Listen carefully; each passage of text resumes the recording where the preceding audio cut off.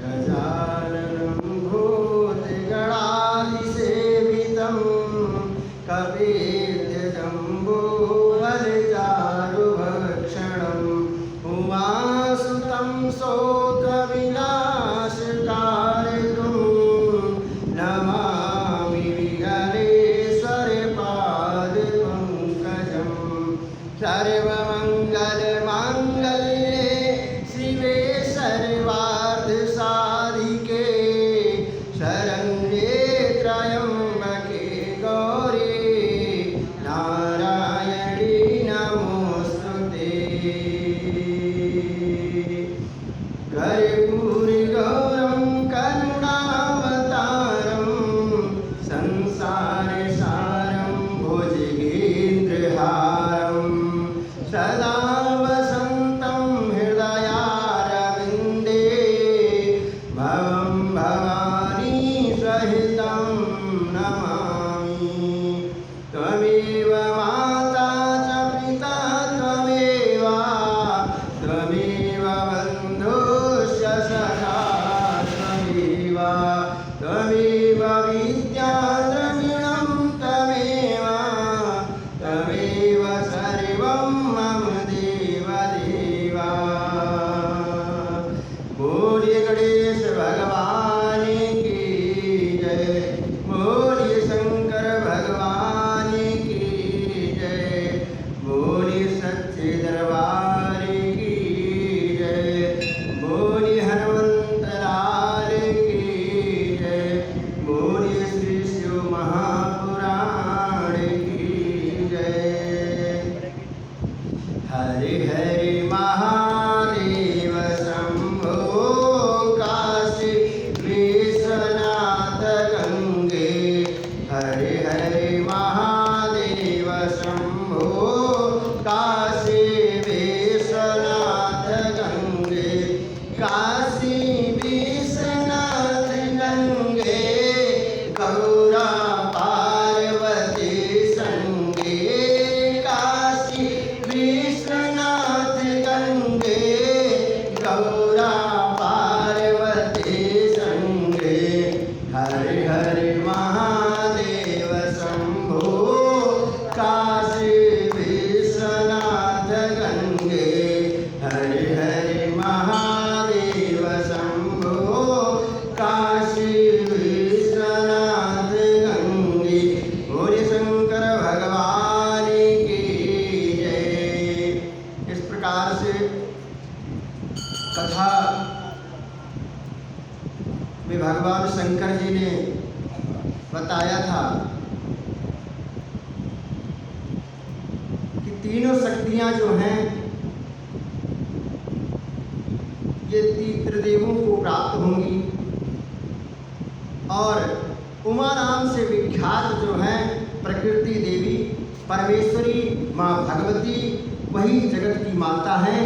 और इस प्रकार से कहने लगे कि इन्हीं शक्तिभूता वाग्देवी सरस्वती ब्रह्मा जी की अर्धांगिनी होंगी और दूसरी देवी जो प्रकृति देवी से उत्पन्न होंगी लक्ष्मी रूप से विष्णु जी की शोभा को बढ़ाएंगी।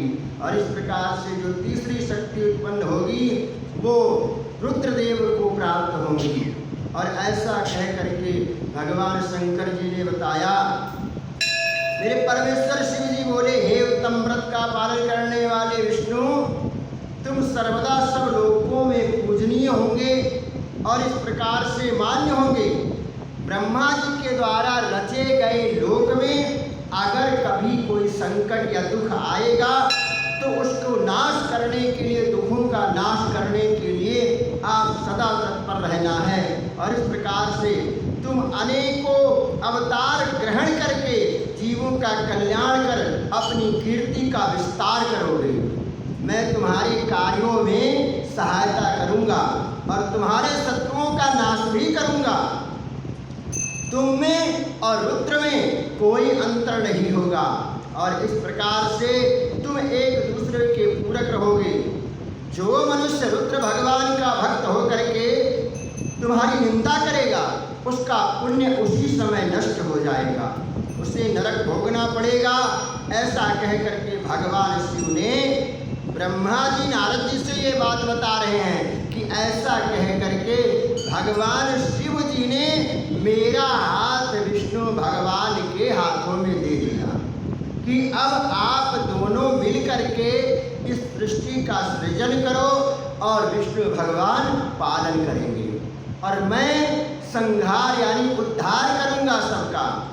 इस प्रकार से कहते हैं कि आज भगवान शंकर जी बता रहे हैं कि सुनो, अब ब्रह्मा विष्णु और रुद्र के आयु बल को सुनो।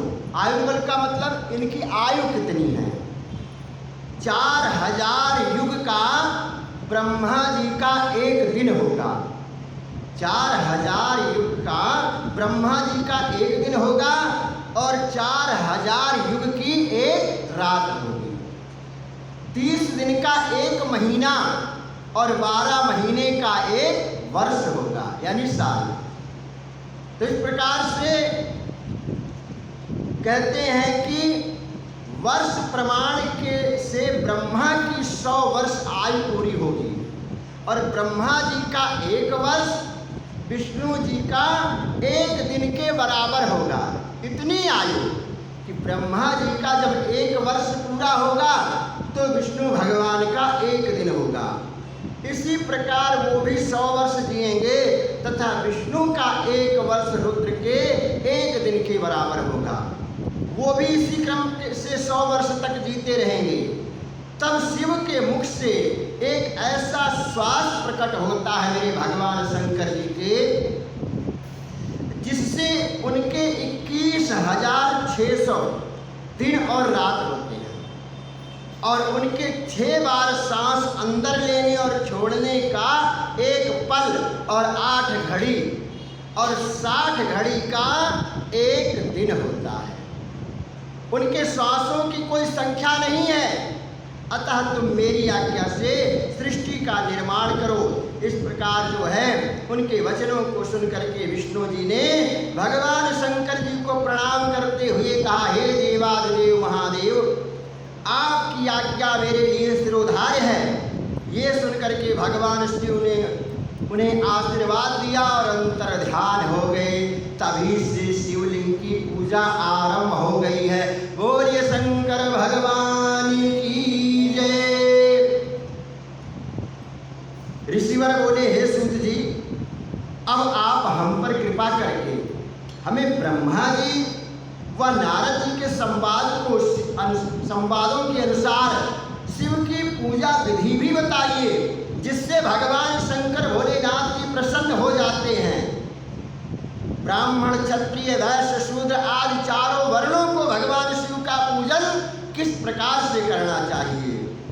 तो महर्षियों के वचन को सुन करके सूत जी बोले कि हे मुनीश्वर, जैसा आपने पूछा है बहुत ही रहस्य की बात है और इस प्रकार से इसे जैसे हमने सुना है उसे अपनी बुद्धि के अनुसार आपको बताता हूँ। कहने का भाव ये है कि मुनिवर कह रहे हैं कि जैसे इस कथा को मैंने सुना है वैसे ही बता रहा हूँ। पूर्व काल में व्यास जी ने सनत कुमार जी से यही प्रश्न किया था और फिर उपमन्यु जी ने इसे सुना और कृष्ण भगवान को भी यही प्रसंग सुनाया था और इसके बाद वही सब आज मैं अब ब्रह्मा नारद संवाद के रूप में आपको भी सुना रहा हूँ। ब्रह्मा जी ने कहा, भगवान शिव जी की भक्ति सुखमय निर्मल एवं सनातन रूप है, सभी प्रकार के फलों को देने वाली है। यह भगवान शिव जी की भक्ति जो है दरिद्रता, रोग, दुख तथा शत्रु द्वारा दी गई पीड़ा का नाश करने वाली है। अगर आप भगवान शंकर की पूजा करते हैं तो आपको शत्रुओं का भय कभी नहीं रहेगा, कभी घर में दरिद्रता नहीं आएगी। और इस प्रकार से कहते हैं कि चारों प्रकार के जो हैं पाप जो है इस प्रकार से जो दुखी करते हैं वो सब नष्ट हो जाते हैं। शिव का पूजन करने वाले को धन, संतान और सुख की भी प्राप्ति होती है। अगर आपने भगवान शिव जी का अभिषेक किया है, एक लोटा जल चढ़ाया है, आपने भगवान शिव जी का अभिषेक किया है या रुद्राभिषेक किया है, तो घर में वास्तु दोष नहीं रहेगा, ग्रह क्लेश नहीं होगा, कभी संतान की कमी घर में नहीं रहेगी और ना कभी धन लक्ष्मी की कमी रहेगी।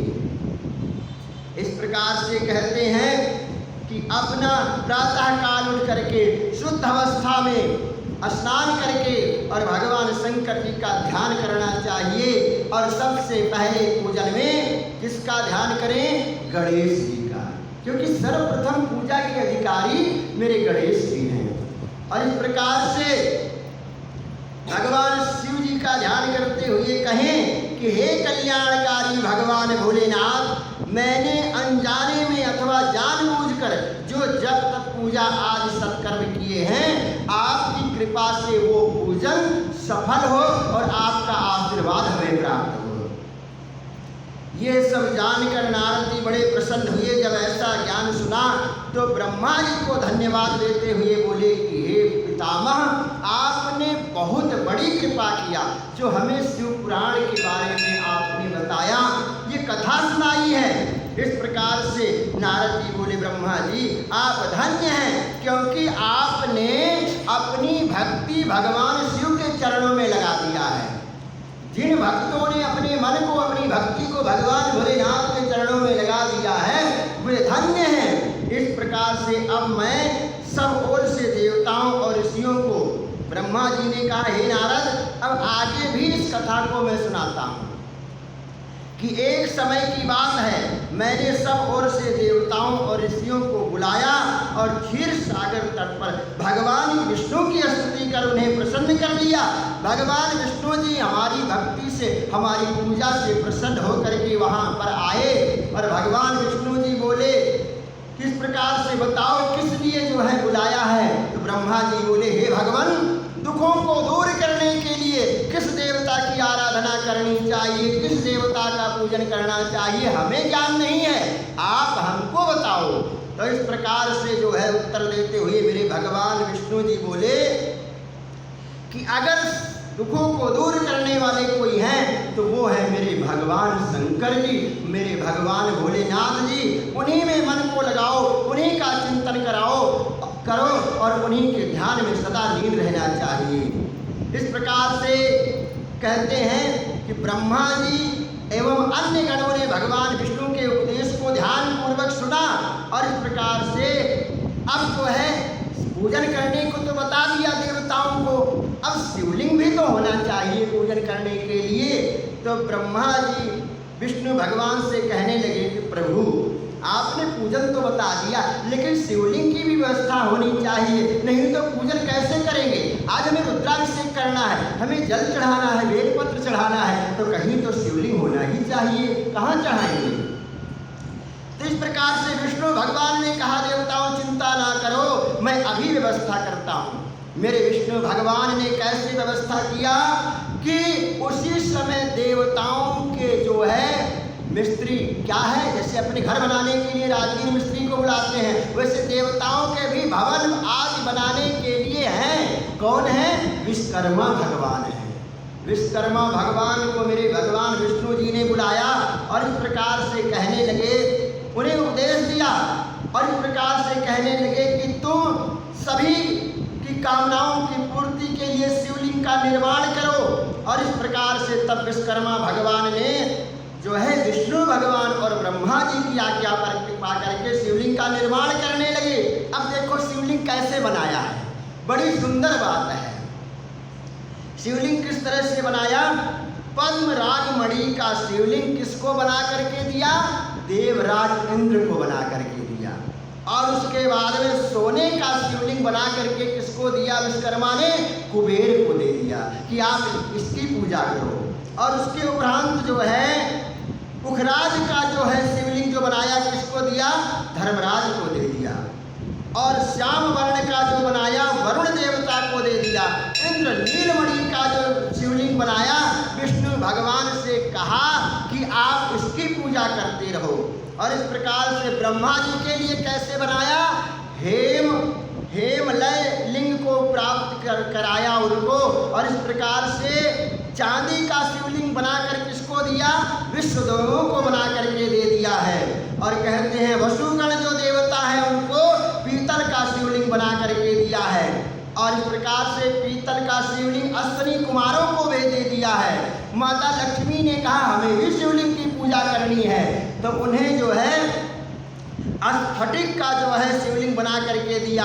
तांबे का शिवलिंग किसको बना के दिया? आदित्यों को दे दिया। और मोती का शिवलिंग बना करके चंद्रमा को दे दिया कि आप भी ले जाओ पूजा करो। और इस प्रकार से वज्र लिंग जो है ब्राह्मणों के लिए, और मिट्टी का शिवलिंग ब्राह्मण पत्नियों के लिए बना करके दे दिया। मयासुर दानव को चंदन द्वारा शिवलिंग बना करके दे दिया। नागों को मूंगे से बने जो है शिवलिंग को दे दिया। और इस प्रकार से माँ भगवती ने कहा मुझे भी शिवलिंग की पूजा करनी है। तो माँ भगवती के लिए क्या किया विश्वकर्मा जी ने? मक्खन का शिवलिंग बना करके दे दिया। हे देवी आप भी शिवलिंग की पूजा करती रहें। और इस प्रकार से कहते हैं योगी जन भस्मलिंग की पूजा करते हैं। यक्षगण जो है दधी से यानी दही से बना हुआ शिवलिंग की पूजा करते हैं। छाया देवी आटे से बने शिवलिंग की पूजा करते हैं। और ब्रह्म पत्नी रत्न में शिवलिंग की पूजा करते हैं। और बाणासुर जो था वो पार्थिव शिवलिंग की पूजा किया करता था। इस प्रकार से मतलब सभी के लिए शिवलिंग बनाया, मनुष्यों के लिए, देवों के लिए, सबके लिए शिवलिंग का निर्माण कर दिया। और सभी लोग भगवान शंकर जी की पूजा करने लगे। जो भगवान शिव जी की पूजा करते हैं उनका मन निर्मल हो जाता है, उन्हें भगवान शिव की भक्ति प्राप्त हो जाती है। और इस प्रकार से ब्रह्मा जी कहने लगे हे नारद अब मैं बताता हूँ कि भगवान की भक्ति कैसे की जाती है। ब्रह्म मुहूर्त में उठ करके जब प्रातःकाल आप उठो तो किसी का ध्यान ना करो, कहीं भी अपना ध्यान न लगाना, आंख भी मत खोलना, पहले हाथ जोड़ करके बैठ जाना और मन ही मन मेरे भगवान देवाधिदेव भोलेनाथ और माँ भगवती आदि शक्ति का ध्यान करना कि हे माँ भगवती, हे देवाधिदेव महादेव, आपने आज पुनः उठाया है और अब जो है हम उठ करके आपकी आराधना करें, आपकी सेवा करें, आपकी अर्चना करें और हम पर अपनी कृपा बनाए रखना। इस प्रकार से कहते हैं कि माँ भगवती आदि शक्ति का ध्यान करो और धरती माता को प्रणाम करो। अपने नेत्रों को जब खोलो तो अपने दोनों हाथों को देखना चाहिए, किसी की तरफ नहीं देखना चाहिए। इसलिए हथेली क्यों देखी जाती है कि कराग्रे वस्ते लक्ष्मी कदम कर मध्य सरस्वती कर मूले तू गोविंदा प्रभाते कर दर्शनम। कराग्रे वस्ते लक्ष्मी करके अगले भाग में लक्ष्मी जी का वास होता है।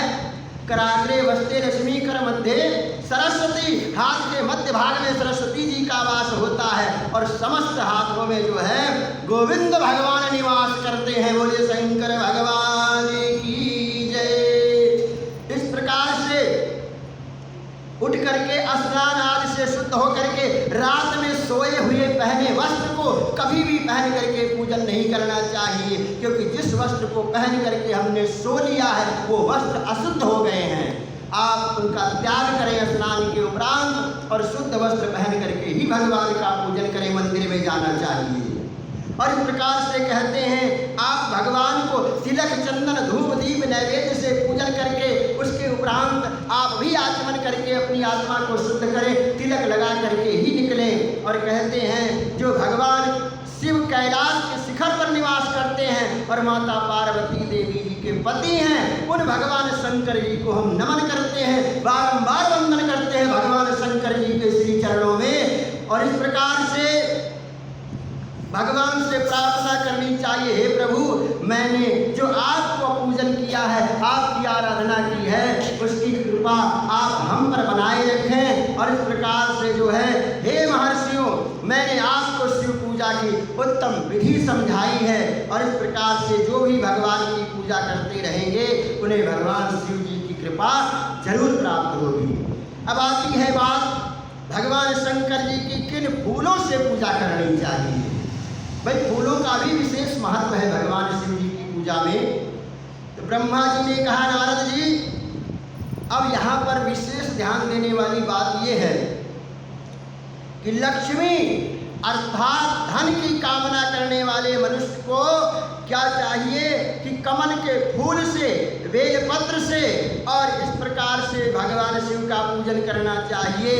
1 लाख पुष्पों द्वारा भगवान की पूजा करने पर सभी पापों का नाश हो जाता है और लक्ष्मी की प्राप्ति होती है।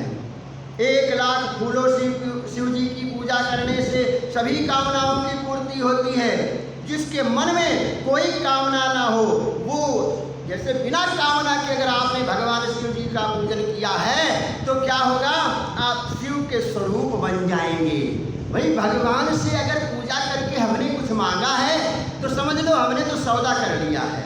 अगर कुछ भी नहीं मांगा, जो भगवान से कुछ भी नहीं मांगते हैं, भगवान स्वयं अपने आप को ही उनको दे देते हैं। तो इस प्रकार से कहते हैं कि आज मृत्युंजय मंत्र का ध्यान करना चाहिए, उसका जप करना चाहिए और मृत्युंजय मंत्र के 10 लाख जाप करने पर जो है संपूर्ण सिद्धि की प्राप्ति हो जाती है।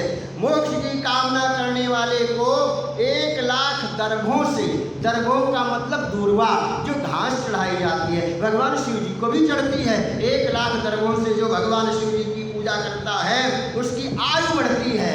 और इस प्रकार से बताया गया है कि पुत्र की प्राप्ति की रखने के लिए 1 लाख धतूरे के फल से पूजा करो और भगवान शंकर जी निश्चय ही पुत्र प्राप्त कराएंगे। और इस प्रकार से यश प्राप्ति के लिए अगर मान सम्मान आपको अपना प्राप्त करना है तो 1 लाख अगस्त के फूलों से भगवान शिव जी का पूजन करो और आपका मान सम्मान पूरा बढ़ता चला जाएगा। और इस प्रकार से कहते हैं अड़हुल के 1 लाख फूल से पूजा करने पर आपके जितने भी शत्रु हैं वो सब धराशायी हो जाएंगे, भगवान शंकर जी की कृपा प्राप्त होगी। और महादेव जी पर चावल चढ़ाने से, भगवान शंकर जी पर चावल क्यों चढ़ाते हैं? चावल चढ़ाने से लक्ष्मी की प्राप्ति होती है। लेकिन एक बात का विशेष ध्यान होना चाहिए कि कथा चल रही है, बाद में हाँ करवा। तो इस प्रकार से कहते हैं वो चावल खंडित नहीं होने चाहिए, साबत चावल शुद्ध देख करके ही लाने चाहिए। और भगवान शंकर जी पर अगर चावल चढ़ा करके आपने पूजन किया है तो आपके घर में लक्ष्मी की कभी कोई कमी नहीं रहेगी। और इस प्रकार से कहते हैं गेहूं के बने भोजन से लाख बार शिव जी का अगर आप जो है भोग लगाते हैं तो भी आपको अनंत पुण्य की प्राप्ति होगी, घर में सुख सुविधाएं सारी प्राप्त हो जाएंगी। और भगवान शंकर जी को अगर आपने जलधारा चढ़ाया है तो समझ लो अपने 7 पीढ़ियों का उद्धार कर लिया है। इसलिए कहते हैं ये मानव जीवन रहते हुए भगवान शिव जी का रुद्राभिषेक अगर करने को मिल जाए तो आप धन्य हो गए हैं। जिस भक्त ने भगवान शिव जी का रुद्राभिषेक किया है उसके घर में वास्तु दोष नहीं रहेगा, ग्रह क्लेश नहीं होगा, कभी मन अशांत नहीं होगा और लक्ष्मी की कृपा प्राप्त होती रहेगी। इस प्रकार से बताया गया है कि बुद्धिहीन मनुष्य को अगर मन में, घर में किसी भी व्यक्ति को दिमाग कम है तो क्या करना चाहिए, दूध में शक्कर मिला करके भगवान शिव जी की धारा चढ़ाओ, वहाँ शिवलिंग पर चढ़ाओ तो सुंदर ज्ञान प्राप्त हो जाएगा। यदि मनुष्य का मन उदास रहता हो, जी में उचाट हो, कहीं मन टिकता ना हो तो क्या करना चाहिए, शक्कर मिला करके दूध जो है, दूध में शक्कर मिला करके शिव जी को चढ़ाइए और आपको परम शांति की प्राप्ति हो जाएगी। इस प्रकार से आज की कथा यहीं पर विराम करेंगे और सृष्टि का वर्णन कल के प्रसंग में किया जाएगा। और अब भगवान शिव जी के नामों को गाते हुए कथा विराम की ओर चलेंगे। बोले शंकर भगवान की जय। हरे हरे महादेव शंभो काशी विश्वनाथ गंगे। हरे हरे महादेव शंभो काशी विश्वनाथ गंगे। काशी विश्वनाथ गंगे गौरा पार्वती संगे। काशी विश्वनाथ गंगे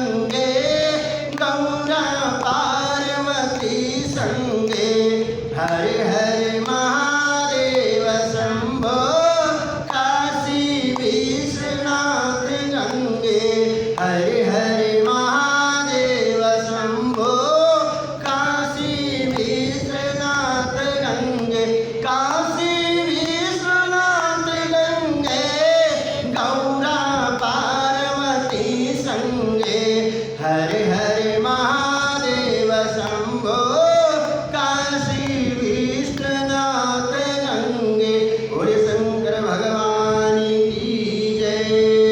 ओम जय शिव ओंकार स्वामी हरे शिव ओंकार ब्रह्मा विष्णु सदा शिव भोले भोलेनाथ महादेव हरे धांगे धारा। ओम हरे हरे महादेव एकानन चतुरानन पंचानन राजे ओ शिव पंचानन राजे हंसासन गरुड़ासन हंसासन गरुड़ासन विश्वाहन सारे। ओम हरे हरे महादेव दो भुज चार चतुर्भुज दस भुज ते सोहे ओ शिव दस भुज ते सोहे तीनों रूप निरखता शंकर जी का रूप निरखता त्रिभुवन जन मोहे। ओम हरे महादेव अष्टमाला वनमाला गुणमाला धारे ओ शिव गुणमाला धारे चंदन विकमल चंदा केसर तिलक सुगंधा भोले सुखदाई।